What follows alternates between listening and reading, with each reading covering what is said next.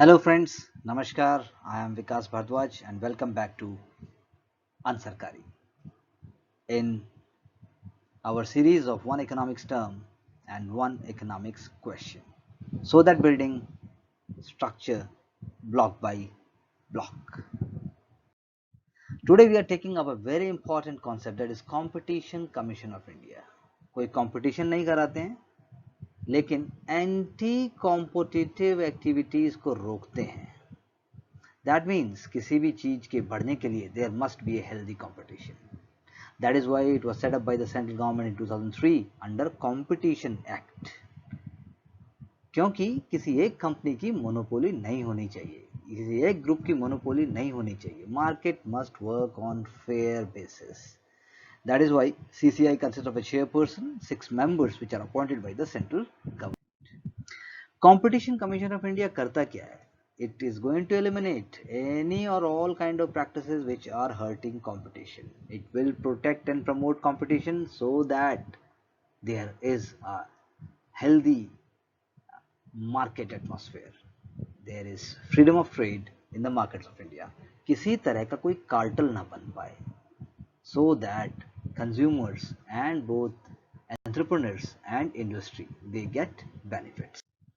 You can say it will give opinion on the competition issues on a reference received from a statutory authority established under any law.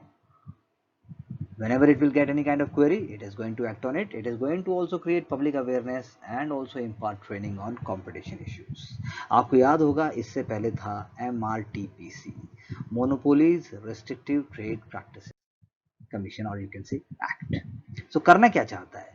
Proactive engagement of all stakeholders, यानी मैं भी, आप भी, industry भी, government भी, international organisations भी, everyone is a stakeholder and they must act in a fair and unbiased manner. So it's a knowledge intensive organization, so its competency level is very high. ऐसा नहीं है कि कुछ भी बोल दिया. There has to be logic, there has to be scientific principle, and legality must be proved. So professionalism, transparency and wisdom to solve any issue along with a great resolve are key factors. So you can say commission होता है, secretary होंगे, HR, finance, service, advocacy division होगा, economics division होगा, anti trust division होगा, combination, legal division, international cooperation and capacity building division. So it is a whole structure and they are going to make sure that all kind of environment that is in India with respect to economy and markets, it must be very fair, very transparent. Nobody must have any kind of issues. So based on the philosophy of modern competition laws, so किसी भी तरह के ऐसे act which are going to hamper their rivals, which are going to make sure that you are abusing your dominant position. For example, you can say in any industry if there is a one dominant player और वही सब कुछ करता है, उसी के हिसाब से रूल रेगुलेशन बेंड भी हो जाते हैं, या कोई बड़ा प्लेयर छोटी छोटी कंपनीज को किसी भी प्रकार फोर्सिबली एक्वायर कर लेता है, या मर्जर एंड एक्विजिशंस हो जाते हैं which are going to create an adverse impact on the whole market and competition between different groups and market in India. So competition act लगेगा. कोई भी बड़ा मर्जर एंड एक्विजिशन, किसी भी प्रकार का बड़ा any kind of stakeholding and involvement is not possible without the knowledge of CCI. जैसे कि the idea of CCI approving Facebook's 9.9% stake to buy Jio platforms. There must not be any kind of issue. Similarly, when the uh, airfares were capped in context of COVID-19, then CCI is saying jaisa desh waisa bhesh. Can't expect normal free market principles in crisis situation. When there was a complaint against Swiggy which suggested that they are actually having some kind of opaque policies and they are actually cheating in certain ways, CCI rejected such complaint.